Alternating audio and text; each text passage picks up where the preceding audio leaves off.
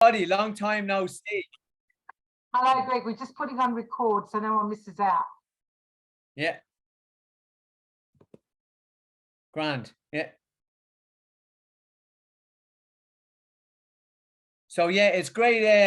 Can you hear me? Yes, we can. Also, Great to see you, Greg. Great to see you. Hello, Maura. How's it going? All right. Great, Yeah. great. Good to see you, Dub. Good woman. And lots of familiar faces. Pat Greenrod, how is it going? Good man. Will you ever pull down? Great to see you. Yeah. Good to see you. Yeah, good man. Yeah, and all the familiar faces. Yeah, it's brilliant. And Jenny, of course. Hello, Jenny. hello, Yeah. darling. Greg, Lovely. it's good to see you. The other one. Good to see you. Yeah, and I've been busy by the beard. See, the beard tells you I've been busy. Yeah, yeah, like you, Pat. Yeah, and yeah, I've been busy going around all the counties in Ireland. Oh, there's Gina. Hi, Gina. Yeah. Hi, Greg. Hi. Welcome Yeah, back. yeah, thank you. Yeah, great to see you. I've been going around all the counties in Ireland. Yeah, and that's how you haven't seen me, you know. And I'm going up to the north today after this Zoom later on for the big event in Derry and Newry up the north. Yeah, and it's just amazing to connect with Mother Gabrielle and all the nuns again after such a while, you know, because I know them and that they've heard my testimony, my story, and and I've already talked to Mother Gabrielle on a phone, a video call, you know, and then I done they sent the link to ask me would I give my testimony to some of the nuns that didn't hear it, so I did, you know. And I gave them the short version, 2 hours. It was 2 hours. Yeah, that was the short version. Yeah, and I toned it down for them, and it was brilliant. And yeah, I just can't wait to see everybody up in Newry, up in Derry as well. And of course the Garabandal thing now is happening as well on the 30th of June to the 5th of July. And we're going there as well to see what the Lord has in store there, you know, see what he does. And all we're going to do is knock at the door, put on the kettle and see what happens. That's what happens with the Lord, yeah. Yeah, and let him fire away. And it's just, oh look, it's brilliant to see so many people turn up all the time. It just mesmerizes me from the Lord every time, and anybody just wants to tune in. It's just amazing. I was talking to a lot of people last night till 3:30 in the morning. Yeah, I got home here at after 4 this morning. Then I was up at 6 to get ready for this, you know. And I'm still wide awake for the Lord. You know, he just keeps retuning, recharging as we go along, you know. And I'll be getting the train later on then to go up to the north of Ireland, you know. And there's so many people want me to go around to do all talk suddenly in Ireland, you know. It's just amazing. And it looks like that it looks like that the Lord is in a hurry here. Yeah, he's in a hurry to bring to bring this era to pass, you know. And it seems to be now that he's much more quickening than before in history, you know. So which tells you that we're coming to the end of what he has planned from the beginning, you know, was to have his divine will reign on the earth. And he's moving in that very, very fast, you know. Because what I'm noticing around the counties in Ireland is that a lot of people are, like, as God says, getting it like that. You're getting it instantly, you know, from the Lord, and they're all starting now to come into be connected in his divine will, because they know, just as that lady read out there in Psalm 91, that's the key. You know, that is the key, where that is the protection for all God's divine will family, you know. And obviously that would mean anybody who comes in to God's divine will would come under that protection, you know. It's not saying that he can't do anything outside that, but he's trying to grab your attention you know, and bring you in there and say, why are we out there? What are you doing out there? Come in here. You know, this is where it's at. You know, all the action is in here, not out there. You know, and that does be a great deception of the enemy there, trying to tell you that all the action is out in the world. So what are you doing?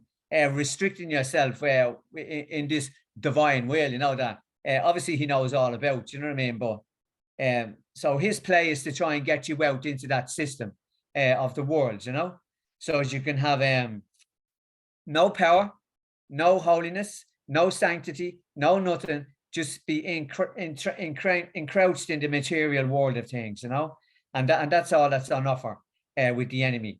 And then we know better, obviously, to, you know, to just allow the Lord do what he needs to do in our soul and detach us from all that rubbish, you know, and come into God's divine will here, and have what the Lord died for.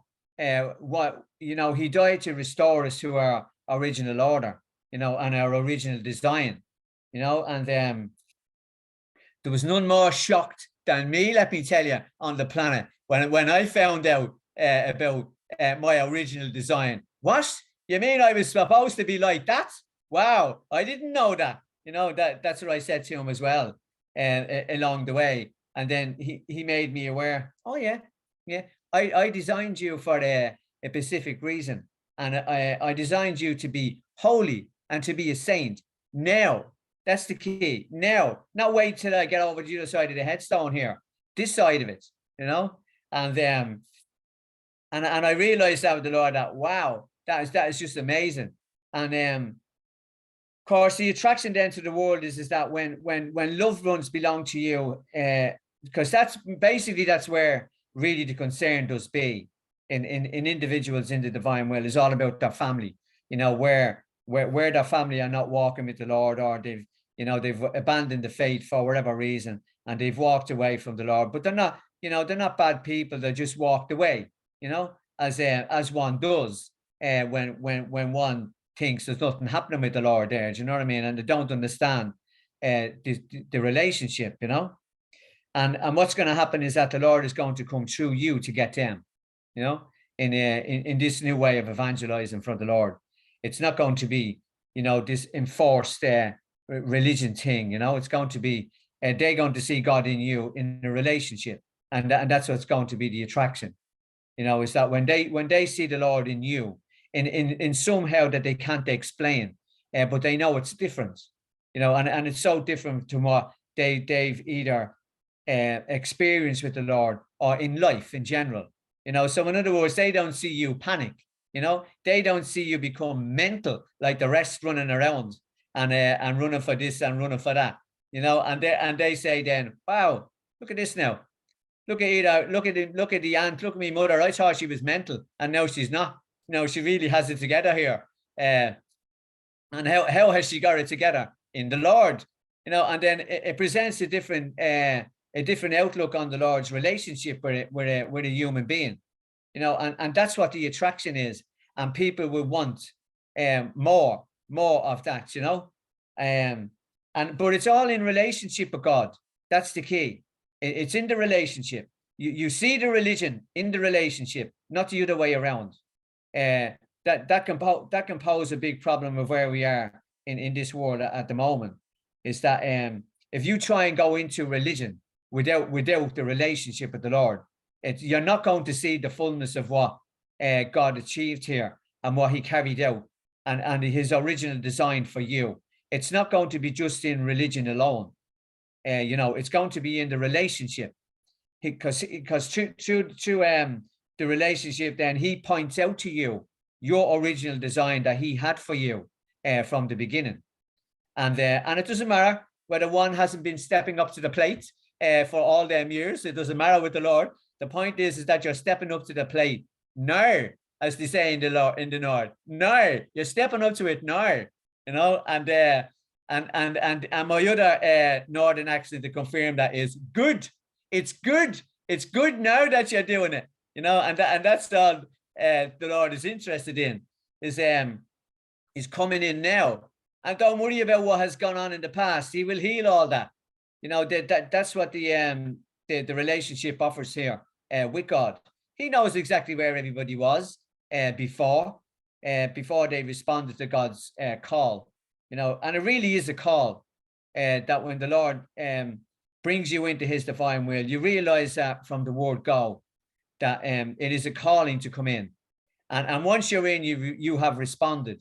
And he makes you aware that you responded to the call, you know, and then you realize then that your life is significant. You know, you're not just passing through, floating through the universe, doing nothing, you know, and just waiting for to go on the other side of the headstone here. And then that's the end of you. No, you know, the world would sees it that way. You know, they don't see relevance to their nature and their being, you know, they're just floating around doing whatever, trying to get more material, the prestige, the honor, the money, the this, the the list goes on, you know. And there's nothing wrong with all that if that's based in God's divine will. You know what I mean? I'd always say, yeah, you can have €1 million or £1 million or whatever it is in the bank account once it's in God's divine will given to you by him. But you can be very sure it won't last long. He'll get you to use it very fast, you know, and to advance his kingdom. And then you say, no, that's not yours. I gave that to you for my kingdom. Just mind it till I tell you to spend it, you know. So you don't get to sit back and say, oh, I have €1 million in God's divine will here, and I'll just keep it there. And no, the Lord says, yeah, you will until I tell you to use it, and then you'll use it, you know. And so that's the freedom in the relationship with the Lord, where he moves in and asks you to do something for him and for his kingdom, and you have no bones about doing it. You've no, you know, you don't think about it. You say, yes, okay, Lord, you know, I'm in you and you in me, so I will do it because I know it's in your divine will. And you will have that relationship with him where you will know what he wants you to let go or what to do with what he has endowed you with. And you know that it's all for the kingdom, you know, and that includes loving your enemy. That's a big one. Love your enemy, you know, and through the relationship with the Lord, you will be able to do that. But the Lord will say, you won't do that on your own. You need me for you to do that. You know, you need my divine will connected to you in a way that you can forgive your enemy, because you won't forgive your enemy in your own human will alone. You'll more or less hospitalize him rather than forgive him. Do you know what I mean? That's the danger in your own human will. But you have that joined to God's divine will, and you will see a bigger picture, a different outlook on what he means by you must love your enemy, you know, because that's why the Apostle Paul says it's not flesh and blood is not your enemy here. It's principalities and powers. That's the real enemy behind it all. That's driving everything, you know. So having said that, now with that little introduction, there's my intro to saying hello, you know, and that's not written down anywhere, by the way. That's just voila, live, you know. And but that's the intro. I could go on and on and on with the Lord in the intro, but I won't, because then it'll be just full of intro. You know what I mean? And there'll be nothing else, nice, which is fine. I don't mind, you know. But I get down to what he wants to do this morning is that, if you remember, and I gave out 3 talks. There were 3 talks. Well, this 4th talk now is all the 3 coordinated together, and just a little bit more added on to the 4th one. So it's a synopsis of it all, if you will, you know. I've learned that word off the Lord along the way. Synopsis, beautiful words, you know, outstanding, you know. And this is from one who couldn't talk. You know what I mean? Now I know that's hard to believe, that there was a time I couldn't talk. You know what I mean? As in talk to another human being or any human being. But there you go. That's the Lord restoring the whole nature back, you know, is even talking, you know. And so anyway, and that's it. It's a synopsis of the 3 talks, which is the 4th one, a little bit added in. So it starts off with, don't mind me looking from left to right here. I have sheets of paper all over the place, so don't worry about it. I know where I'm going anyway with the Lord.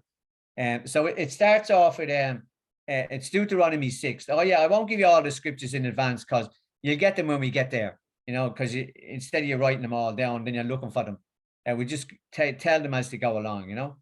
So anyway, the first one is Deuteronomy 6, which wouldn't be unfamiliar territory to you. But remember, it's a synopsis of all the three talks, you know, and the Lord will blend them all in the fourth one, right? So Deuteronomy 6, 4-6 says, listen, Israel, God your God is our God.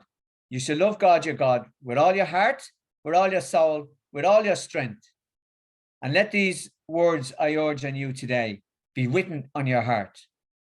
Now, here's the elaboration of that about the Lord in his divine will, okay? You've just heard that Deuteronomy reading, and then the Lord adds it into this. He says, the relevant points in Deuteronomy is this, okay? That we must listen to the Lord our God, our Lord Jesus Christ in the divine will with all our nature. We must listen to him speak within us. And in doing so, we will be able to hear our Lord speak in our hearts through his divine will in us. And we must let go and let these words sink in, which reveals God's love for us. And we must allow the Lord to purge us so we can have the strengthening of his nature in us when we listen with the ear of our heart to his words. And all that Deuteronomy reading and what the Lord just said there can be summed up in another prophet that you would be familiar with me saying, which is Nehemiah 9, verse 6. One line. All that just spoken there can be summed up in this one line from Nehemiah 9, 6, which is, God, you are the only one. So God is the only one who can bring you into that depth of relationship with him. We can't get there ourselves on it. He has to do it and bring us into that relationship. And when we do, that's when we're able to listen to the Lord. Listen in our interior and our exterior. Exterior meaning in creation. The Lord would use creation to have a conversation with you in a day, you know, if you're attentive to his movements in creation. Letting go so as his words can sink in, which reveals God's love for us once we start to let go. And allowing the Lord to purge us so that we can have his nature in us and listen to him, to what he wants to say. And as God is the only one who can do this to that magnitude of bringing us into that relationship. Yeah. And that all came from the very fact that he drew us and we responded to that draw. And when we responded, we were made aware by the Lord that the relationship is enhanced in that Deuteronomy, because it's all your heart, all your soul, and all your strength. That's the key in it. And then that's when the promises of Psalm 91 that lady read out there kick in, because all the promises are bringing life and protection from the Lord to its fullest. The desire in the first place from the Lord lets you enter a lifestyle of you and him and him and you, which in surrendering to that lifestyle, you realize that the relationship is actually normal. It's normal to have this relationship with God. We were designed for it. Yeah. And then we're nurtured and strengthened in this relationship by him, which brings then this courage and no fear in what is happening out in the world or what is to come. Because as I do always say at this point to the Lord, it's not what they're saying, Lord. What are you saying? That's the key. What are you saying about all this? That's where it's at, you know. Never mind what anybody else is saying out there in the world, you know. And that's the courage that's needed in God's design. And once we surrender into that normal relationship, we have that courage not to fear. And from that then, that's how we are stable.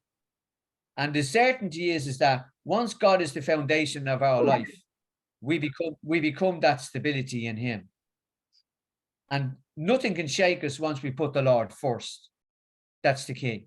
Absolutely nothing. And our entire nature in that process cries out to God naturally, because it's a natural order for us to have this relationship with the Lord. So therefore, our crying out to the Lord is not like a crying out in the world sense of there's something wrong. This is a natural crying out to God because of the relationship. And our entire nature was made to do that to God. That's how every time the Lord does something in us, the first thing we want to do is give him praise and give him thanks and give him that honor for knowing that he has moved in an area in our life that he has filled the void in, and we can love him back properly in that area.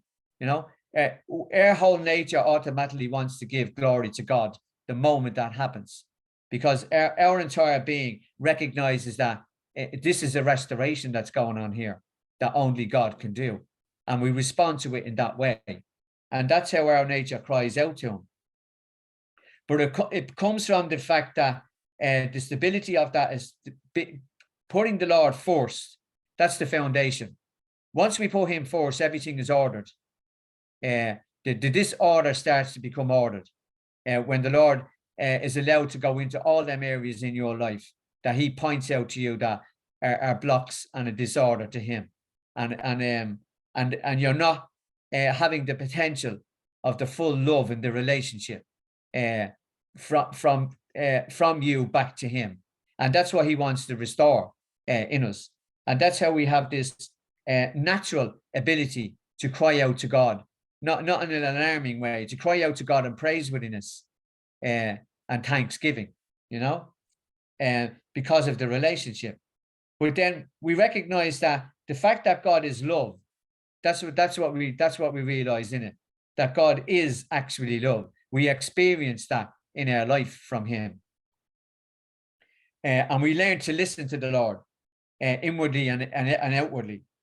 In creation is an example of the outwardly, and there is a warmth to us from the Lord every time we give him something willingly. That's the key.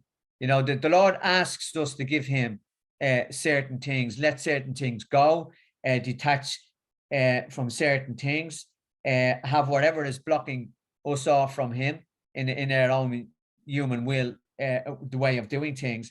And once we willingly offer that to the Lord, we get this warmth from him. It's sort of like a signal to us that, you know, he has just done something here, and he has taken whatever you have offered him when he has tipped you on it, that this, you know, this needs to, something needs to go, because he can't get in to an area where you're not loving him back, you know, and to fill in that void, in other words. So we get that warmth when the Lord is filling that void. Every time we give the Lord something willingly, you know, and then in that willingly, we enter then into a wanting to go deeper in the relationship with the Lord, because that's what he draws us into. He keeps drawing us deeper into the relationship with him, to the very fact that he wants us to trust him in every single thing, no matter what it is. And so we are not shaken or disturbed. And the reason why that we are not disturbed is because our nature starts to flourish, and we have this awareness of God guiding and protecting us in that psalm. And also he's feeding us like a flower being watered, that you heard me saying before about, you know, when a flower is being watered, it opens up and it gives off its natural fragrance and its natural beauty. Well, our nature is the same. The Lord waters us with his divine will, and then we start to flourish, and our soul starts to respond to the Lord, and it gives off this beauty.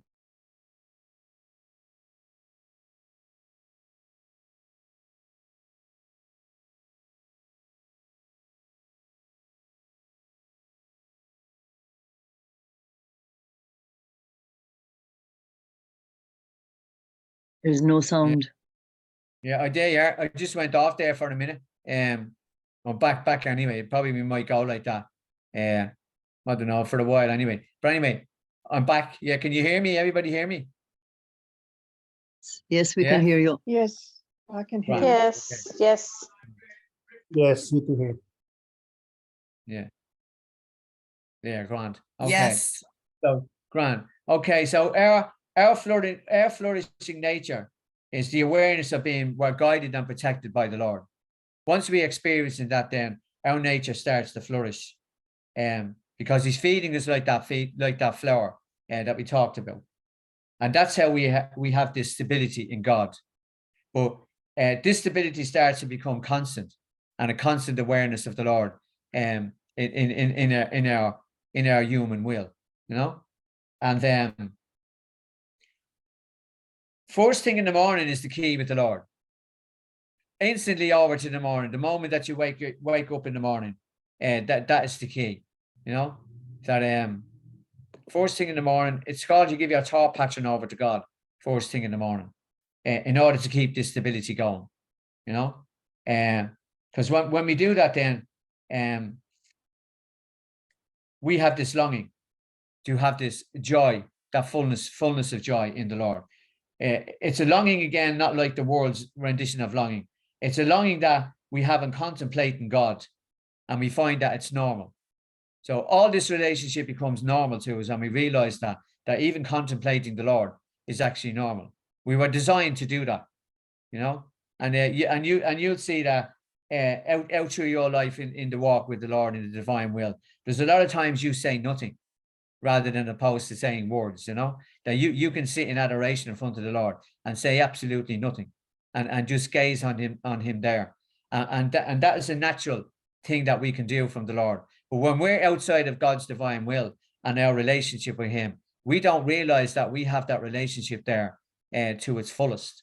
And that is the peace given to us by the Lord when we come in and enter into that relationship with him, that we can actually sit there and say nothing and just look at him. And we're speaking in that nothingness, you know, and you don't need an awful lot of words with the Lord at that moment, you know, and then you may come out and use a lot of words, but we can go in and out that with the Lord. That's our natural design from God. We're the only ones that can do that. Yeah. So that's why the enemy is after your peace, because you have power in the peace, you know, and he can't do anything about that peace that you have from the Lord, you know, and that's why he wants it. You know, and the way he's trying to get it is he bombards you with all noise. If you know, from wherever country you live in, you can't even go into a shop and you hear all noise. It's in every whatever, you know, the speakers are pumping off the wall, you know, with noise. You know, nothing is nothing is quiet, you know, in the world. That's purposely designed to try and take away your peace. It's designed by the enemy to do that, you know. But that's how the relationship with the Lord outweighs all that, you know, because he brings us into this realization that we were made for this relationship of quietness, of contemplation, of meditation with God, you know, and loving in that way, you know, and that's what attracts the other all the time, you know. And so committing ourselves to God and watching him act, that's a huge thing, because we're strengthening that, and we see the protection that we have from him. When we commit ourselves to him, you know, and when we do that, then our sight is raised even towards the Lord, and we realize that in the surrendering act, it leads us to the understanding that God is God indeed, okay? Because we have evidence of him. Once we surrender to him, we have evidence of this deep relationship that, you know, goes beyond words. At times you can't even explain it, you know. It's just so magnificent, you know, and you realize, imagine God loves me like that. Imagine I'm realizing that now in my time in life, that here God, the creator of the universe here, loves me to this magnitude of love. You know, it's just it's mind blowing, you know. And we're being provided for, because we're made aware and we are awakened by the Lord. And once we do, the development of the relationship develops in our cooperating with God. So cooperating with God is the Lord tipping you on the shoulder and saying, whatever you need to let go and let him have, in order to deepen the relationship. So the development of that depends on our cooperation with God. And the quicker you cooperate, the better, because why? You'll just go around the mountain and it'll be back, you know, and you'll just keep going around the mountain as they did in the book of Numbers. You know what I mean? Like, hello, is you not getting the message? You know, I will be back. The Lord keeps saying, you know, until you give me this thing, you know, and you know, and he loves you that much that he will keep coming back until you give it to him, you know. So and we must give it to him, or else we'll never be free. You know, we'll never be free to enter into this relationship with the Lord in the way he designed us to be, you know. So God being altogether lovable, that's what we realize in that relationship. And that's taken from the Song of Songs. But in that altogether lovable, we see that he is the sweetness of life itself in this relationship. There isn't anything sweeter than the Lord, not even the sugar. Yeah, not even that sugar that you keep craving for doesn't even come close to the sweetness of the Lord. Yeah, and people go, oh, sugar, he's on about sugar again, you know what I mean? And that does be where it's at, you know, with you're looking for the wrong sweetness in the wrong area. That's the key. The Lord wants you to be have him as number one, and you will be looking for him as the sweetener. You will be looking to him as the comforter, and you will have him first, and then everything is balanced, and then you won't need the sugar. You realize that the sugar is poison. That's all it is, you know. There are natural sugars, obviously. Don't get me started now on diets and everything, you know. But there are natural sugars in food, you know, that your body can break down. It's all the added sugar that the Lord's saying, no, you won't be breaking that down now easy. You know, all that added stuff, you know. But normally all this added stuff is something going on. Something's going on, you know, where you're looking for a sweetness outside of the Lord that can only be given in him. Okay, and he wants his sweetness in you. That's why it says that God is altogether lovable, because he becomes this sweetness of life itself, right? And then we become this rock solid in the Lord when we open up to him, and his love is the strengthening. And every time he strengthens us, he gives this area called, we bask in the grace that he has just done in our life, and we get a time frame with the Lord to just sit there in contemplation, knowing that he has done something and removed something. And we get an area with him there that we're able to rest and bask in that, you know. And then he'll come around and he'll fine tune it by testing it, you know. And normally what he does is whatever, depending on whatever it is he has taken off you, let's say you react, you know, you react where, you know, you shouldn't be reacting, let's call it, okay. So the Lord is, let's say, purged that away by asking you to give it to him, okay. So now what does he do? He sends somebody around now that knows could irritate you, yeah, and get you to react or whatever. And then when you don't for a little while, the Lord says, you see, it's gone, isn't it? Yeah. And then you say, yeah. And he says, well, if I can do that small little thing, which is a monumental thing in your life, come on, what else can I do? Yeah, I can do the bigger and the greater things that need to go in your life to enter into the relationship with God, where you realize that he is the answer to everything. And that includes everybody else and other people, and especially people who belong to you, you know. So steadiness comes from the Lord. Once he is the foundation, we become steady in him, because he leads us to the fullness of life, which is the restoration of your original design. That's really what he's doing here. He's restoring you to the original you that he has designed for you. And once he's the foundation of that mechanism, you become steady in life and in him, you know. And then the understanding is a huge evidence of the relationship. Once you start to understand what's going on with the Lord here and yourself, that's him giving you the evidence that once you understand, you starting to see the relationship with the Lord. And that's why you want to go deeper with him, because he draws you into that understanding. And it makes you want to give glory to God. As I said earlier on, we have this normal reaction to God. And the encouraging reflection is that God is light, which brings us to be rock solid from this actual light itself from the Lord, which is his divine will in us. So developing the relationship through cooperation, he awakens us to the sweetness of true life, which is his divine will. Now, having said all that then, right, he moves down to this area. See that? Now, there's 4 of them, okay, but we will get through them in the hour. There is 4 of them, right? They're A4 sheets. There's 4 of them, right? Don't worry, I won't keep you up all night. Trust me on that one, okay? It's very straightforward, okay? So the last point being, we are awakened through the development of this relationship to the sweetness of true life, which is in God. That is the true life of sweetness. And once we do that, we now find ourselves positioned with the Lord. So the Lord is actually positioning you. And here's what he says is to draw others in and to draw family members into the divine will. Because why? We have a window of opportunity being opened by the Lord here before the warning. That's the key. Okay. So in other words, God is going to come through you to attract other souls, and they will include your family members who are away from the Lord. And as you think, maybe not coming back to the Lord. Yeah, well, that's what you think. Yeah, it's what does God think? That's what it's at. People do say to me, what about my children and all that, who may be 40 and 50 years old? And I just say, well, have they got a pulse? Yeah, well, then the Lord's chasing it once it has a pulse. You know what I mean? And meaning a human being, like not a cow. Do you know what I mean?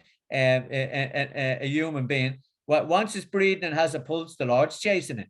Yeah, didn't he chase me? My story. Yeah, he wasn't saying no. And somehow I was willingly let him chase me. You know what I mean? Until I'd nowhere else to run in the house. And then he got me. Well, if he did that to me, he's going to do it to everybody. But all of us in God's divine will here have this opportunity to let the Lord over into certain circumstances in life for your loved ones or people that you might be concerned about. So there's a window of opportunity opened by the Lord here before the warning. And he does always say that it's not what volume of Louisa Picaretta you're reading. That's not that's fine, but it doesn't depend on what volume you're on, as in number volumes, It depends on the volume of openness to God. That's where it's at, because one may open more the moment you come in to have the relationship with the Lord than somebody who has yet stalling on something, or they won't let go for whatever reason. Well, you may get somebody who could come in straight away and let go, So and you didn't read about that. What you have responded to the Lord in a way that you've responded quicker than somebody else, and that's fine. No problem. So it's really that's the openness the Lord is talking about. Your openness to Him, and your willingness to let things go, that He calls obstacles and blocks.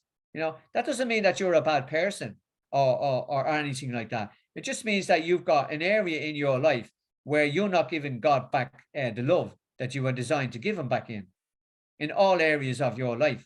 So whichever area it is that you're not able to do that, the Lord wants to go in there with His love in that and fill that void. And when He points that out to you, whichever it may be, all you have to do is give it to Him and let Him into that area. And if something needs to be healed in that area, so be it, He will heal it. And if there's not a healing to a strong healing required, He will do it anyway. So whether it's going to be a physical healing or a spiritual healing to fill that void, He will do it, whatever it is. And that's why the Lord is saying, just willingly give it to me and trust me. Trust me. God must be saying, I know what I'm doing here. Do you know what I mean? I created you. I know what the story is. I'm not fooled by it. Do you know what I mean? I know what's going on and what you need to give to me. So just give it to me. That's what you just be saying. And let me into all these areas that you're not. You may be apprehensive or a little bit anxious to give Him a certain area, in your life, because maybe you've hung on to this area for a long time in life, and you haven't really loved the Lord back in that area. And now suddenly the Lord is saying, yeah, well, today is the day that now I want to go in there and take this out in order for now you can love me in that area. And that void is filled then between you and Him. And then He carries on with the next and whatever, and keeps drawing you deeper into that relationship. So as you can what? Love the Lord your God with all your heart, soul, and might, as Deuteronomy started out with. So that is a journey of letting go, and in that then, now you can enter Psalm 91 through this relationship, and a section of it where the Lord now breaks down that lovely lady read out Psalm 91 earlier on. Now the Lord will break that down to read this way. When that psalm is broken down, it reads this, and this is powerful from the Lord if you listen to these words of the whole psalm broken down. So Psalm 91 reads like this, broken down by the Lord. Okay, this is what you're brought into, this protection, right?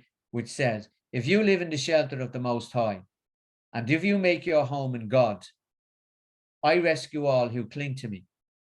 and I protect whoever knows my name. I answer everyone who invokes me. I am with them when they are in trouble. I bring them safety and honor, and I give them life long and full, and show them how I can save. So that's the protection you're brought into in Psalm 91 with the Lord. And that is so profound to think that God will protect you to that magnitude once you come in and let him restore you to your original design. There isn't any protection outside of God's divine will to this strength. Absolutely not. You can see the world running around like headless chickens looking for this strength and this safety in the world, and it's not there. That safety is not there in the world. It's only in God's divine will, in his design for you. And once you enter into that relationship, you start to be protected like that by the Lord, personally, each individual, and then collectively as a unit, as the Lord calls his divine will remnant around the globe. And that's who all we are here this morning. We are connected in that remnant, you know, that we are a part of God's history here, you know, bringing the completion part to fulfillment, you know. And some of the, you know, a lot of the words the Lord has got me to break down, you know, and that word history, you know, well, history is his story. That's what history is, you know. So this is really about his story and history, and he's bringing the final curtain down, you know, and we're about to give him a round of applause in the era that we're going to enter, you know. And I will be saying in my own language to the Lord, nice one, Lord. I knew you'd do it. I knew you would do it after all. Nice one. Yeah. And I'll be standing in that area with all the rest of us here looking good. We're looking good anyway, doing it while we're going there. But we'll be looking better when we get there, you know, and that's the way I'll be giving the Lord praise, worthiness, saying to him, I told you, I knew it. I knew I had a trust in you, Lord. I knew you wouldn't let anybody down. And it didn't matter what they were all saying out there. You were never going to hand this planet over to whatever, you know.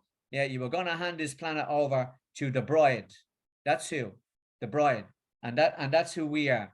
We're the bride getting ready to be spotless for the Lord, for him to meet us in his divine will. Era, I mean. You know, the bridegroom meeting the bride. That's who we are. And we're looking good doing it, by the way, on our way there. You know, we are being cleaned up, but we will be cleaner by the time the Lord comes down in his divine will era here and has this union with us in the indwelling in us, you know. So as his divine will can reign on the planet. As he meant to be from the beginning. Nothing's changed. You know, we're still on plan A. The Lord didn't get amnesia and said, oh, I must come up with plan B here. I was taken by surprise, you know, shocked. I don't think so, you know. And the Lord's just getting over it. You know, that's why I say to the Lord, never mind what anybody's saying out there. What are you saying, Lord? That's where it's at, you know. And I'd be saying a small joking way to the Lord. The prayer now that we need to be saying to the Lord is duck, you know, duck for what's coming. You know, that's what we need to be getting ready for, you know. Because there is a lot of whatever on the way, and the less said about that, the better. Okay, for the moment, right? But you know, read between the lines. You know what I'm saying? The dogs on the street know the Lord's coming, and he's going to move rapidly, you know, and counteract what's going on here, and rightly so. Yeah, and so be it. Which brings us then to Psalm 90, the Psalm next door to Psalm 91, Psalm 90, and Psalm 90 reads then. Let your servants see what you can do for them. That's what the Psalm is. The Psalm is talking about you. Let their servants, which is yourselves and myself, okay, let your servants see what you can do for them. And let their children see your glory. That's the key. So when that's broken down, he says it that. So through you in the divine will, that's going to be the attraction to your loved ones. That's why he's saying, let their children see your glory. Whose glory? The Lord in you. So as they see God in you, the way they never seen God before, in all of their living on the earth, you know, they would have never experienced God like that. And that's when they ask you the simple questions of how come you're different? How come me ma's different? How come me dad's different? You know, me uncle Jane is me uncle John and me auntie Jane is different here. You know, I wonder why that is. You know, They don't seem to be panicking when there's no toilet roll in the supermarket. You know what I mean? They don't seem to be running around like headless chickens here, you know, and they seem to be able to get it together here. I wonder what's going on. Well, ask, and then the Lord will give you the entrance into their life. Then, you know what I mean, of Him in you, and that'll be the attraction to them. So, through you, that's where they're going to see the glory of God, and it also positions yourself in the divine will in the Lord, not to compromise. Do not compromise. That's what the Lord says. You stay above the imaginary bar that you've heard me talking about before. When He restores you or starts to restore you to your original design, you stay above that bar, come what may, and you trust in the Lord that no matter what's coming your way, even from loved ones or anything like that, do not fall below that bar.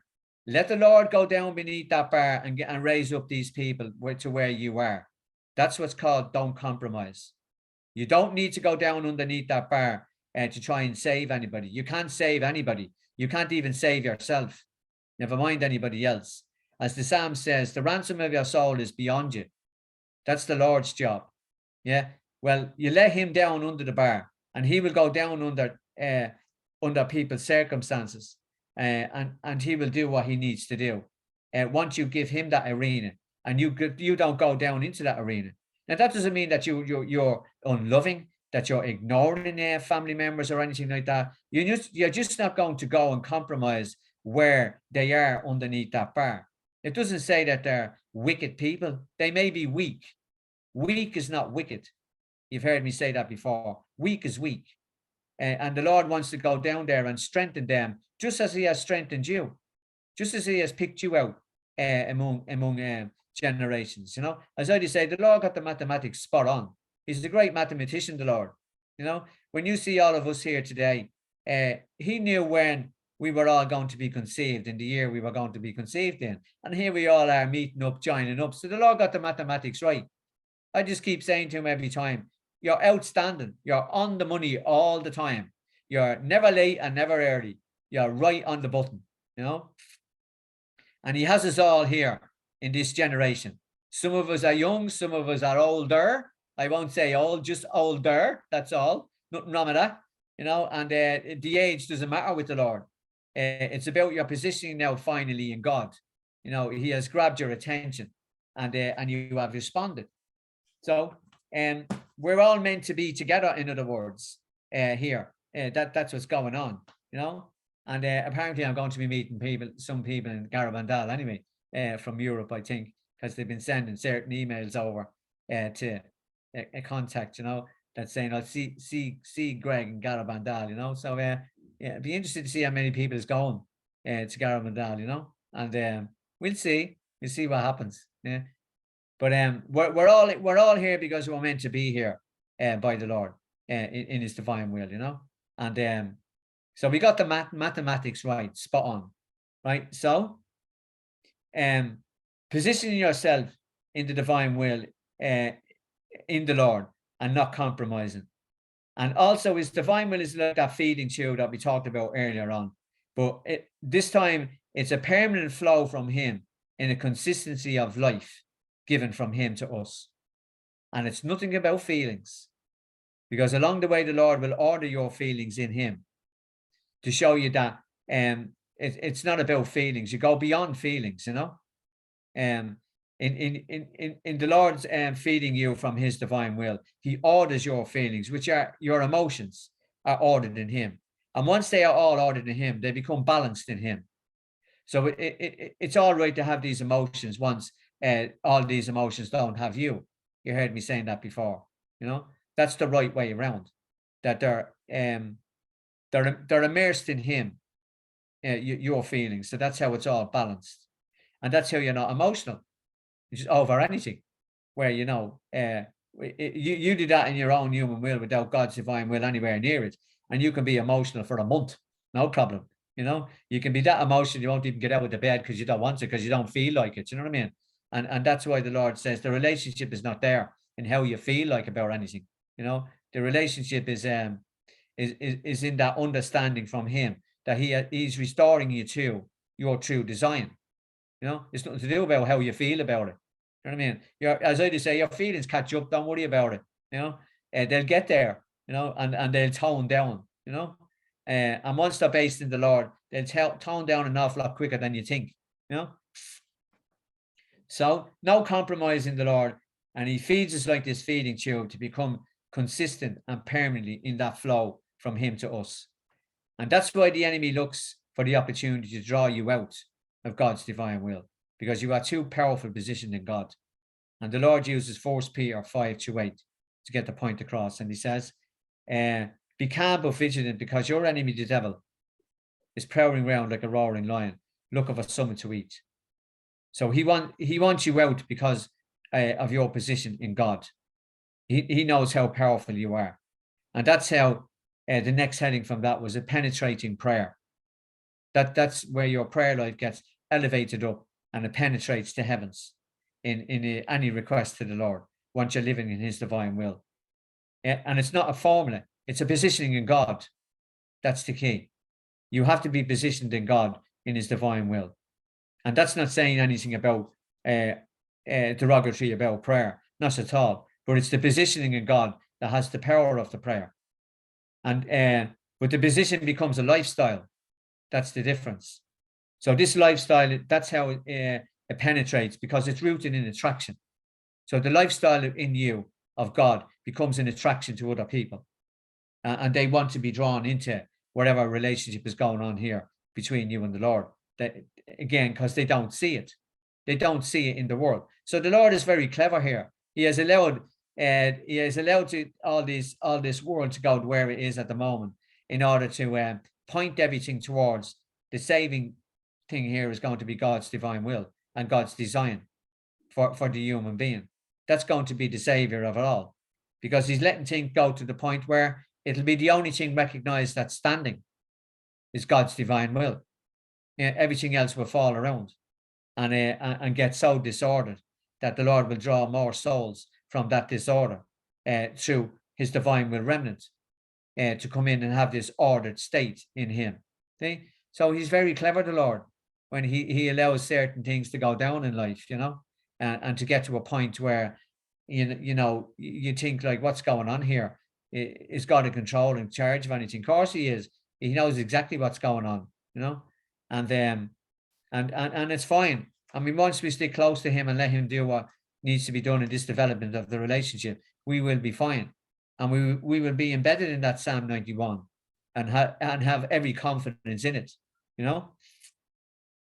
So, the position is a lifestyle, and it's rooted in that attraction, which leads to the soul being drawn by the Lord, and it advances the kingdom here on the earth, in the here and now.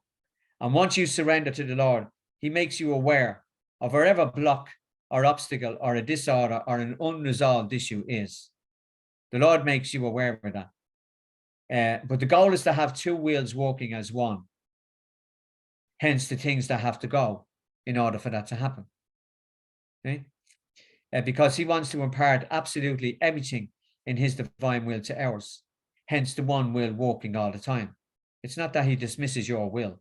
He wants it immersed in Him to have the one will working, which is the divine will working in our human will.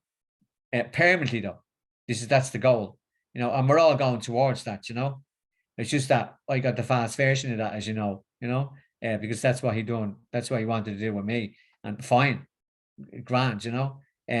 Everybody else will have the same thing happen anyway, you know. It's just that I got the quick version of it, and He has decided to do that, and I'm fine, you know. But it's for all of us, you know. That's where we're going with it, you know. So He wants to advance the kingdom by imparting absolutely every single thing from His divine will to us, in order for to go towards the era and your original order. And most important, along the way here, very, very important, there's no condemnation in all this happening. So whatever the Lord does in your life to remove obstacles and blocks and a disorder and unresolved issues, He is not condemning you along the way. He is lovingly removing it from you once you're willing to give it to Him. So there is absolutely no condemnation from Him, because He uses Romans 8:1 to point it out, that there is no condemnation in Christ Jesus. Absolutely none. So anything that the Lord has taken from you and you feel condemned, you come out of it very quick, because it's not from him. He's not in the business of condemning anybody. If he condemned anybody, we wouldn't live for 1 second, you know, and that's not what he does. So an example the Lord gives here of this attraction, he uses is John 15. So John 15, as we know, covers the V-I-N-E, divine. Okay. And there's a play on words with the Lord there, you know, divine, you know, it's the vine, but when you say it in my language, in Dublin language, it goes divine, you know, yeah, divine, you know, it's a clever play on words, the Lord, you know, depending on where one comes from in the world with their accents, you know, he'll use the accent to play on words, you know, so the vine, V-I-N-E, becomes divine, you know, yeah, he's very clever, the Lord, with your accents, you know, what he can do with it, you know, and so the attraction he's talking about in John 15 is this. He reads it in this way, right? Is the Lord himself in the divine will is the V-I-N-E, okay, and we are the branches in the divine will, bearing the fruit by the Lord. That's the key. We bear the fruit by the Lord, doing on the V-I-N-E, okay. Now he says it's the fruit that's the key. Now he says the fruit that was used in the garden before the fall was used for seduction, and this time the fruit is going to be used for attraction.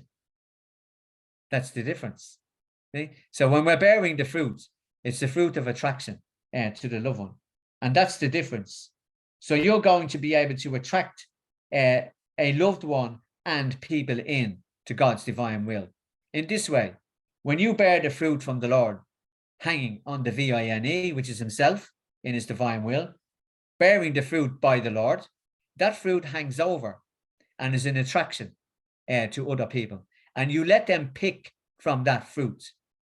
That's the key. And once you allow them pick from the fruit, then they have this huge conversion to come into God's divine will. In other words, you don't throw the fruit at them, because they won't take it that way. The attraction is let them pick from the branch, which is you. Yeah, you're the branch bearing the fruit. And that's the difference in the two fruits, seduction and attraction. Yeah? Then the Lord then gives, now he says this is for loved ones and the world. And he says that if he can get you to attract souls in the world, in his divine will, do you not think that he can attract a loved one of one who is living in God's divine will, which is you? A loved one belongs to you. Of course he can. So an example then of these obstacles and blocks, scripture-based or unresolved issues, he uses John 11, which is the raising of Lazarus. Okay? And he uses it in this way. Raising Lazarus from the dead would represent your own life, disordered or obstacle, block in the way. Okay, so he says that before he raised Lazarus from the dead, he says to the people, take away the stone. So the stone over the tomb is whatever in your life that needs to be rolled away. And once it is removed, the Lord comes into the tomb, into that darkness, and takes away what needs to be taken away from your life once you roll away the stone. So in other words, rolling away the stone is whatever in your life is blocking you off from the Lord. So once you roll that away, he enters in other words, into that depth and into that darkness of whatever, and heals and restores whatever area that is in your life. But your cooperation is rolling away the stone. And then he'll raise you from the dead, which is your own human will away from his, you know. And then he also uses John 11 to finally cap her off again, still in the Lazarus reading, but it's verse 44. And he says that this is what he said also. He said, unbind him and let him go free. That's what he said to the people when Lazarus stood there in the bandages. And then he says, so it's, I love this from the Lord. This is the way he said this. He said, so it's the bandages of bondages that had to be removed. That's the key in your life. See? So the bandages of bondages had to be removed. And once they are, you are completely free and resurrected in him. And that's the way he used the Lazarus thing on that. So I'm looking at the time now. It's 1 hour. Can you imagine? Can you? The time has flown as normal. Okay, but I'll try and speed it up here now a little bit. Okay, because one has to get trains and go from A to B, you know, for the Lord. And one must keep an eye on the clock and make sure I don't miss my train. Next time it'll be my aeroplane and blah blah blah. Imagine me from where I came from, you know, flying around here and there with the Lord. You know, it's just mind blowing stuff. You know, it's just you couldn't write the stuff, you know, and which I don't anyway. He does. You know what I mean? So so after the Lazarus, then he talks about so unbinding is the freedom in the unresolved issue. And the fruits of the freedom is summed up in Proverbs 14, verse 30, which says, the life of the body is a tranquil heart. And also Proverbs 17, 22, which says, a glad heart is excellent medicine. A spirit oppressed wastes the bones away. That's the fruits of the unbinding. See? And about the attraction being a lifestyle, he said, we experience a joyful trust in God when we see the Lord draw other souls out of this lifestyle in him. And whilst he is the foundation in us, what springs forward from his divine will is evidence of life in his divine will. That's the attraction. It's the evidence of living. See? And that's the attraction. Now, once we abandon ourselves to the Lord, he said that he would astound the soul, which is us, by imparting all sorts of graces and abundant blessings, which is also an attraction to other souls. So everything he's going to do in us, for us, is going to eventually be an attraction to other people. And especially loved ones who know you, you know, and would have known in you know, the old you, let's say, you know. Well, that's how they're going to be attracted in. They're going to see a change, a huge change in you that they want to know about, and then eventually would want to have done in their life as well. Okay? So this abandoning ourselves, which is immersing our will in the divine will, makes openly the divine will shown to the world. See? And the benefit that comes from this is summed up in 2 Corinthians 4. So it's 2 Corinthians 4, verse 12, which reads, so death is at work in us, but life in you. So hence the Lord's divine will becomes a magnet to other souls because of that mechanism. And surrendering to the Lord, and in doing so, we become free to have an intimate relationship with the Lord in his divine will. But we also learn more about the Lord and also about ourselves.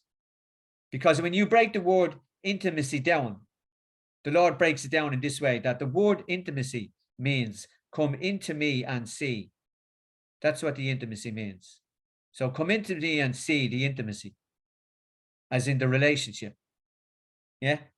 And in that surrender, we see the image and likeness we were made in. But we have to surrender to the Lord in order to see that, which we do. So once we are aware, we are also made aware by the Lord that we were called into his divine will, and we responded. And in that moment of surrender, we immediately start to recognize that intimacy with the Lord. And the surrendering act also brings with it the knowledge that this relationship with the Lord is actually quite normal. We were made for it. Because as you just say, we were made by him and for him, nobody else. Okay? And then We also get to walk deeper with the Lord. And as a result, we receive the strengthening from the Lord's divine will to let go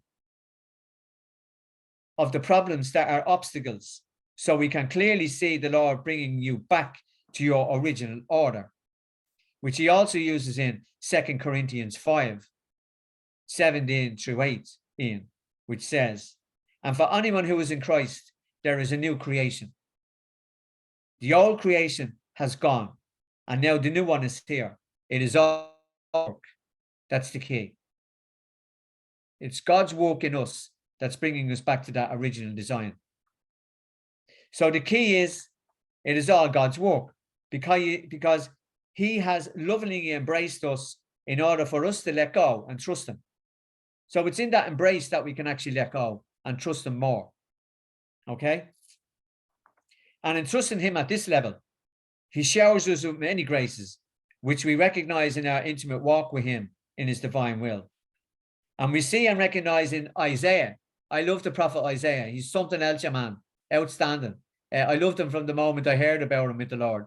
You know, he's brilliant. You know, and so the Lord uses him to say that once we recognize our intimate walk with him in the divine will, we see and recognize in Isaiah, which he says, Isaiah 43:19, which says, see, I am doing a new deed. Even now it comes to light. Can you not see it? And elaborating from the Lord, he says, and indeed we do see it, because he sheds his light in his divine will to us, and he makes us aware that we were made by him and for him. And in this knowledge, then, he makes us aware that we need to detach from the world and attach to the Lord's divine will. That's the key. Summed up beautifully in Proverbs 16, verse 3, which says, commend what you do to God, and your plans will find achievement. And that's a dead cert from the Lord, that commend yourself to him, and your plans will find that achievement. I mean, in him and him in you. And in attaching ourselves to the Lord in his divine will, we come to the deeper knowledge of truth, pointing us towards the fact that true freedom is given to us by the Lord in his divine will. And the Lord himself points to the fact in showing us that the gift from him is to be free to live in his peace, knowing that in his divine will is our peace. And he confirms this in John 8:36, which says, so if the Son makes you free, you will be free indeed. Not until the Lord sets you free will you be completely free. And he does that in the mechanism of bringing your will into connected back to his divine will. You will be free in that mechanism along the way. And what we take from this then is the assurance that the Lord supports us in this intimate relationship with him. And once we are positioned in him, we encounter his life-giving reign. That's what we encounter, to our will, by the power of his divine will working in us.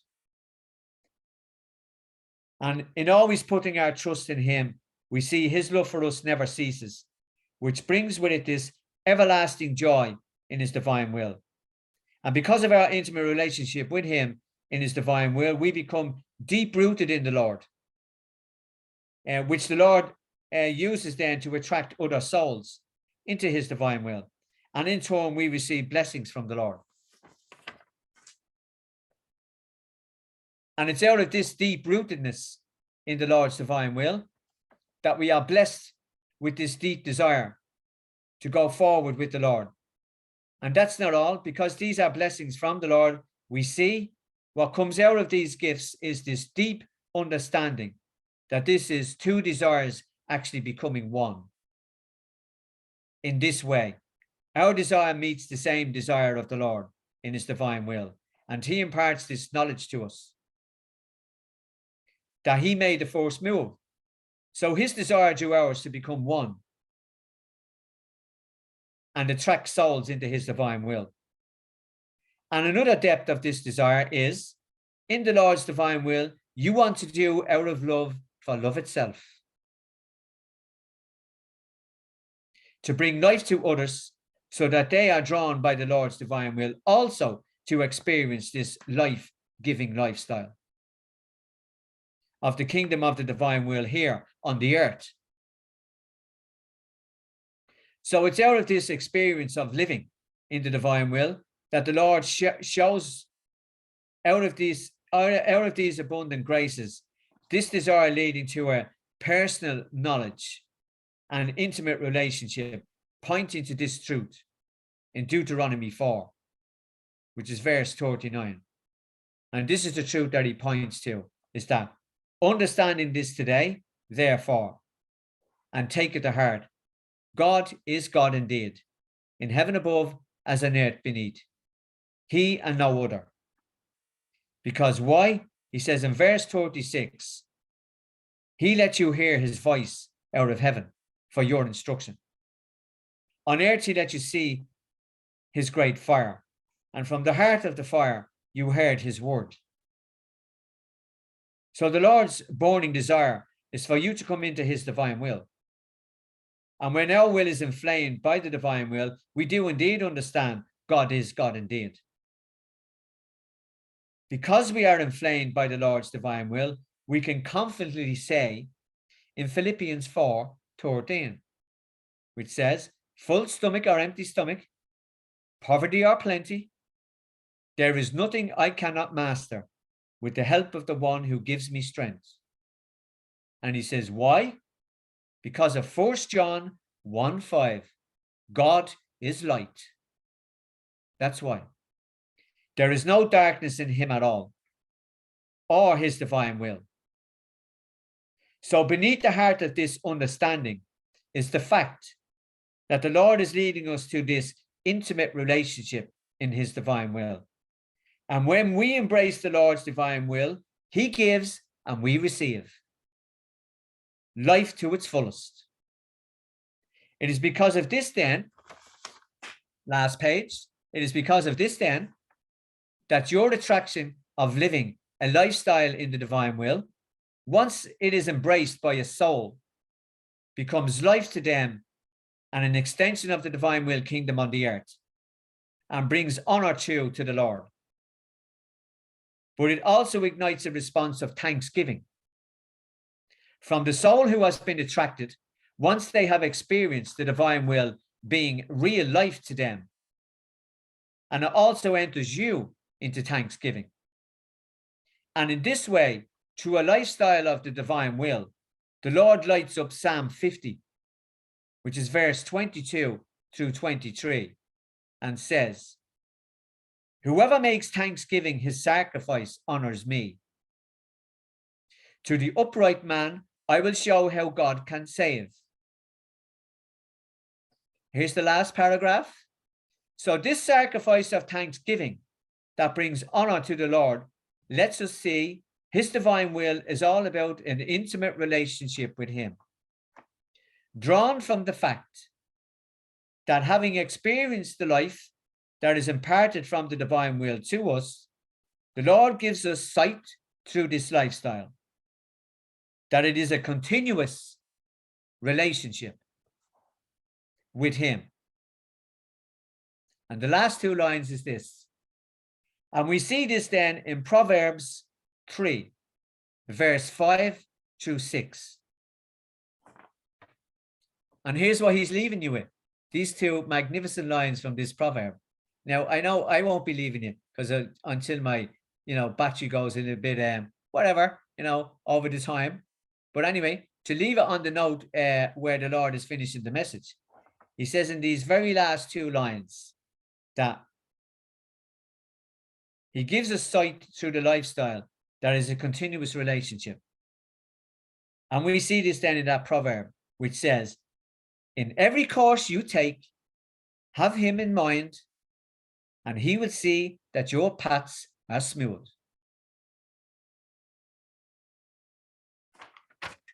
And as I say in my northern accent, there you are now. There you are. There you are now. Beautiful, beautiful, Greg, beautiful, wasn't it? Thank you. That was a fine speech, Greg. We love that stuff. Yeah? Say again, Pa. I say That was a fine. I'm trying to get my northern accent right, like, you know. Okay, yeah, lovely, It was yeah, a fine yeah. speech, like, you know. Oh yeah, brilliant, yeah. Good on you, Larry. Good on you, Larry. Yeah, Now, good, yeah, brilliant. Yeah. oh, Now I must I must confess, okay? Amazing. I must Yeah, confess. powerful, Greg. Right, I'm gonna blow your mind now with this explanation on something, right? Do you see what I just read to you there for the last Yeah, Proverbs. Yeah. okay? Would you read that Uh, again, Greg? I missed it. Proverbs 3, 5-6. In every Oh course yeah, you take, have him in mind. yeah, yeah. He will see that your paths are smooth. He Oh, yeah. will see that your paths are smooth. Thanks very much. Yeah. Now you see all that. Okay, that was 1, 2, 3, 4. That was 4 A4 sheet pages, right? And other things that the Lord said from that other little book that I have, right? Well, believe it or not, okay, that was all given to me in the space of 15 minutes from the Lord. Yeah. I took that down from the Lord in 15 minutes. Yeah. And you seen how long that he presented that out. And Wow. that's the way he does he does what he does, you know. Yeah. It's amazing, mind blowing, you know.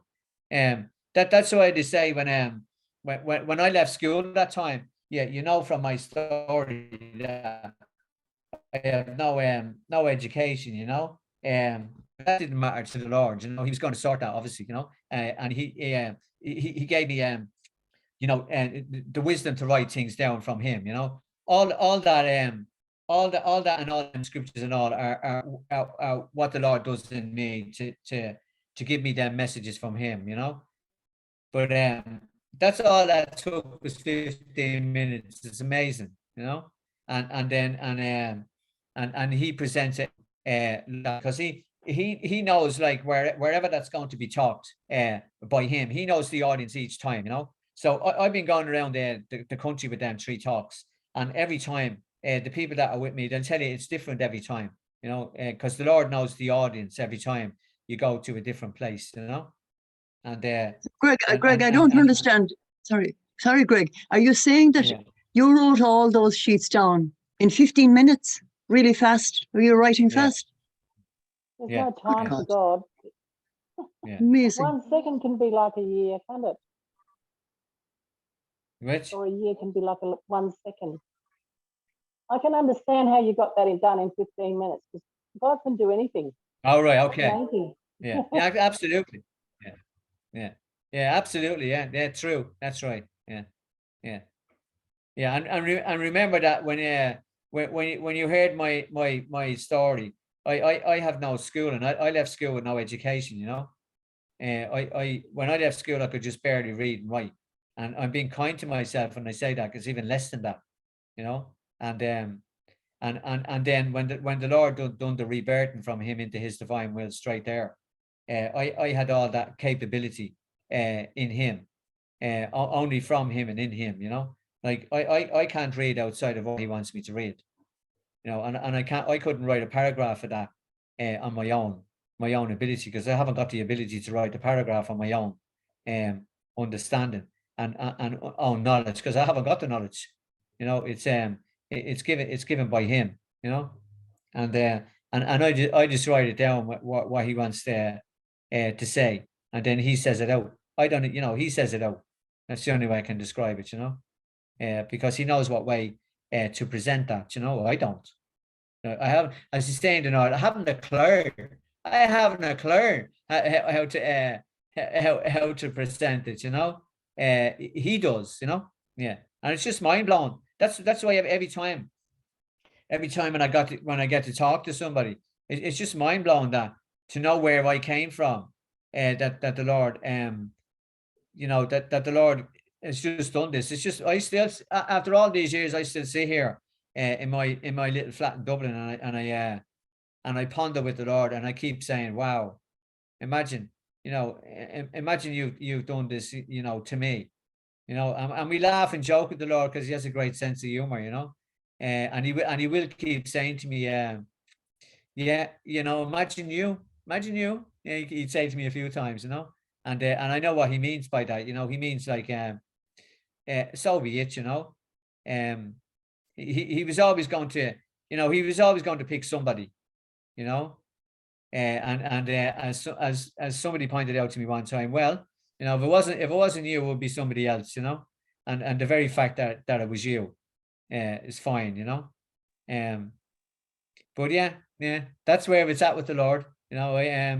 Yeah, it's in that union that everybody is going to have with him, you know. I just got it, a very fast, quick version of it, you know. And it just goes to show you, as that lady said there, God can do anything, with anyone, You've got a university anytime, degree any in place. 5 minutes. Yeah, absolutely. You've Yeah, got your yeah, I PhD know, in yeah. theology, while people spend 7 years doing it. He's done it. That's Martin right. Louise, they That's right. Yeah, couldn't move her yeah, right over. yeah. So you're in good company Yeah, there. you're right, Helen. Thank Yeah. you so much, Greg. It was Yeah. fantastic. Yeah. I remember yeah, you're so right, Helen.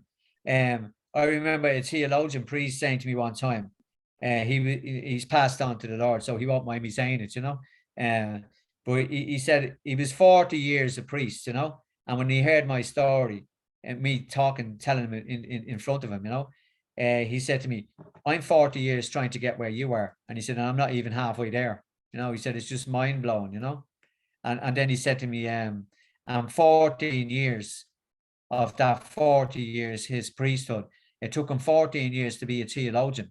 That's what he said, you know. And he said, it took me 14 years and you got it in 14 minutes. He said, you know, and another priest said in a joking way, he said, yeah, and we go, oh, it's so unfair, Lord, that's so unfair, you know. I had to go off and do all these PhDs, and look at this walking in the door, you know what I mean? Yeah, walking in, well, me walking in a pair of jeans and a jumper, going, how is it going? What's the story? You know what I mean? And you know, in front of all these intelligent men, you know, when I met that priest, before I met Francis, you know, Francis Hogan, you know, this priest was to me, he was, besides Francis Hogan, to me, Francis Hogan is the most intelligent creature on the earth, you know, absolutely, you know. But this other man, that's why the Lord sent me to her, you know. He knew what he was doing, you know. And but when I met the priest before her, you know, I don't know whether you know this part of my story, but look at here goes, we have all day, haven't we? Do you know what I mean? Yeah, I'll give a little time, you know. So that priest, he would have been the top man in the entire country in mysticism, you know. And when I talked to him, I got to talk to him for about an hour, you know. And trust me, when I was shown into the room to meet this man, you know, I sat down waiting for him to come in, you know. And when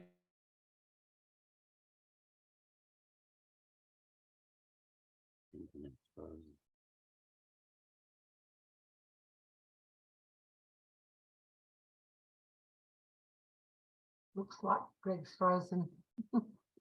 He'll be back. Yes.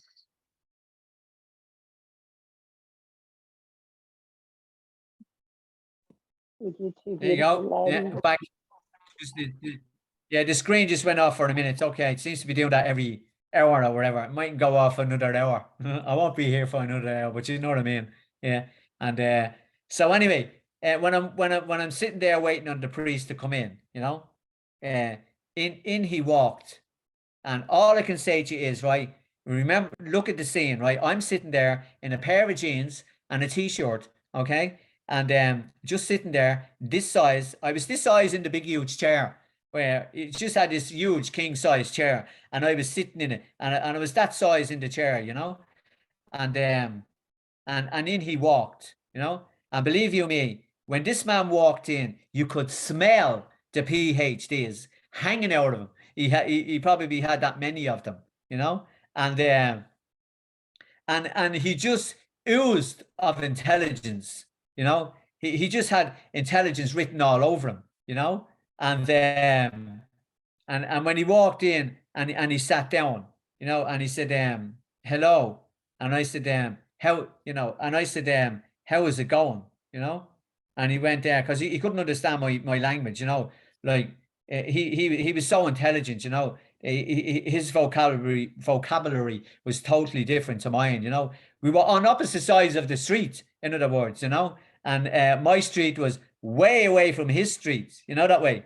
That's what you were dealing with, you know. So he would have this language of oh, hello, very pleased to meet you, hello, you know. And what he was hearing back was, how is it going? All right, how are you? You know, and blah blah blah. So he was hearing that language coming across to him, you know, and he did actually think it was funny, you know. And I knew what he thought was funny. Why are we in the same room together? He thought that was just hilarious, you know what I mean? From where he was and from where I was, you know. And he knew I had no education. He just knew it because I gave him a little snippet of on the phone. This man wrote all about the mystics and all that, you know. So I had read them all, and he wrote about them all. And now the only way I read them was reading them in the Lord and him and me, you know. Otherwise I'd be reading nothing, you know what I mean? And I could understand trees of Avalon and everything and whatever, you know, catching of the Sioux and catching of Siena. Augustine's Confessions. Remember, one priest said to me, "You actually read that, did you?" And I said, "Oh yeah." And he said to me, "And did you understand that?" And I said to him, "Obviously, or else I wouldn't have read it, would I?" Do you know what I mean? And he just couldn't believe it, you know, that I understood Augustine's Confessions and all that, and he was just amazed. And then he said to me, well, he said, "You know what?" He said, and he meant this nicely, you know. He said, "We shouldn't even be in the same room together." You know, he said that's how authentic this is. And I knew what he meant, you know. And I said to him, "Oh yeah, yeah." I said, "I agree with you." You know, and he said to me, "Oh, you do you?" And I said, "Oh yeah, absolutely," you know. And then I said to him, "But guess what, Father?" And he said, "What?" I said, "But we are in the same room together," you know. And then he said, yes, he said, I do believe that the Lord has worked that." And I said to him, "Oh yeah." I said to him, "You better believe it, he has." And you know, he was trying to sort out my language, you know. "You better believe it." What does that mean, you know? Am I threatening him, or is it just a part of speech, you know what I mean? And he realized that that's the way I was talking, you know. But I had said to him on the phone, which was a miracle. You don't really get to this man on the phone, you know. And but I got him on the phone because this is a favor with the Lord, you know. The Lord will get him on the phone. Do you know what I mean? And I got him on the phone, and I was explaining to him about the mystical encounter and that. And then to grab his attention, the Lord allowed me to say to him, I said to him, I've no education and all that. And he said, "Okay." And I said, "I could just barely read and write when I left school." He said, "Yeah, okay." And I said, I said, "You know all the mystics that you're writing about?" And he said, "Yeah." But I said, "I've read all them." And he said to me, "Really?" And he said to me, "And what did you read?" And when I told him, there was just silence, you know. And then I said to him, "Oh yeah." And into that, I said, "I also read the early church fathers as well." And he said to me, "Pardon me," you know. And I said to him, "Yeah." I said, "I've read the early church fathers as well." And he said to me, "Really?" And I said, "Yeah." And then there was a pause, and I said to him, "And all that is familiar language to me." Now that's the line that got him, you see. So he would have heard that, and he would have said, "Now we either have a lunatic here, or God has left heaven to do something huge here." And so inquisitive enough, I just have to get him out here to see whether he's mad or whether he's grand, you know. And so that's why I went out to him. And then he knew in the space of 3 seconds that I was not mad. Okay. He knew that yeah, God has done a huge thing here for whatever he wants to do, you know. And then he went through the whole thing, and he said to me, "Yeah, your lack of education," he said, "is amazing. What you know." He said, "Your upbringing alone," he said, "couldn't have even got you close to a relationship with God to this magnitude, you know." And he said, "It's just mind blowing." And he said to me, "Yeah, uh, excellent." He said, "What can I say?" You know. And he said to me, "I just wanted to see how many boxes you would tick." Because what happened was is that when I went in and I was going to talk to him for the hour, just to tell him the encounter, you know. He did, just when I started talking, he never looked at me for the hour. He looked at the floor for the entire hour. You know, now that was his way of doing a little test, you know, to see had I got any ego, you know what I mean? Because by him not looking at me, I should have said to him, if I had any sort of ego, I should have said to him, how dare you look at the floor when I'm talking to you? How dare you? I've just told you that I've had this huge encounter with the Lord, and why are you not looking at me and listening to me? You know, he would have been testing that like that. And the very fact that I didn't say anything like that, because how could you, you know, in the union with the Lord, you know, that was one huge authentic thing to him, that I had no reaction to that, because he purposely done it, you know. And I just carried on and talked to him for the hour, you know, and he was impressed with that, you know. And then after the hour, then he said, one of the reasons why I didn't look at you when I was talking to you, he said, I wanted to hear what you were saying rather than see it, you know. And he said, but he said, you knew all that anyway, didn't you? And I said to him, oh yeah.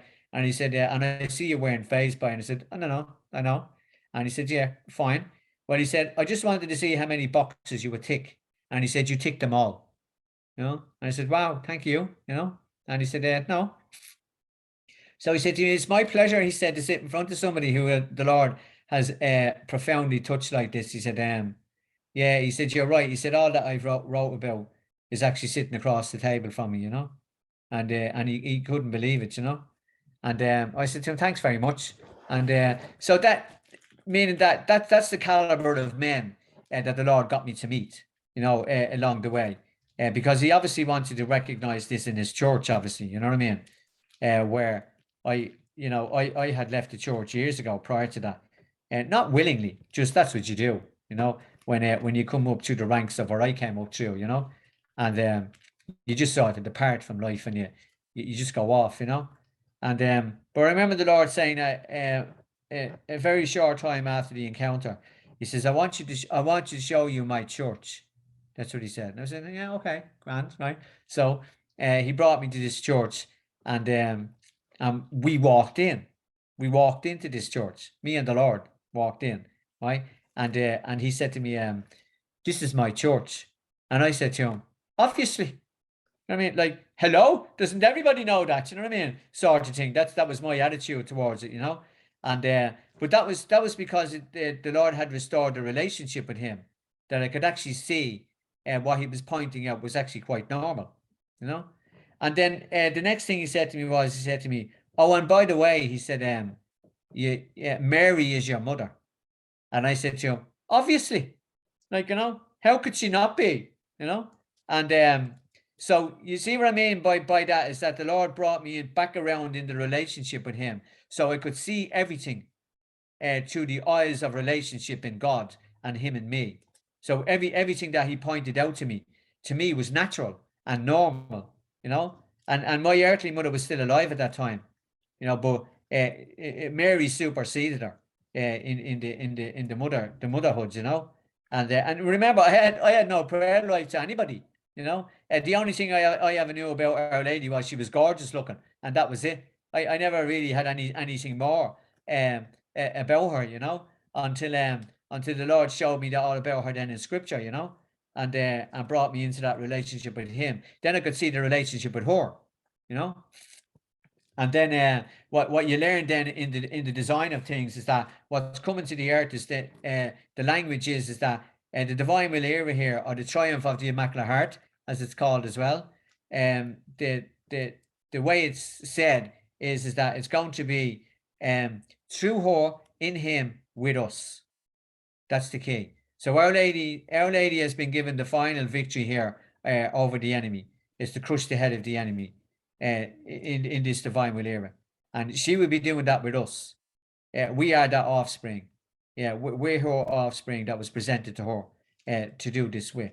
So it's through her, in him, with us, that the final victory is going to be given, and the divine will era will then be walked on this planet, as in lived, as we were designed to do from the beginning. So the Lord is just bringing it back to fruition, you know, and he has done everything that needs to be rectified and turned around. And the the last piece of the jigsaw before he comes the second time is to have this divine will era on the earth, this era of peace, you know.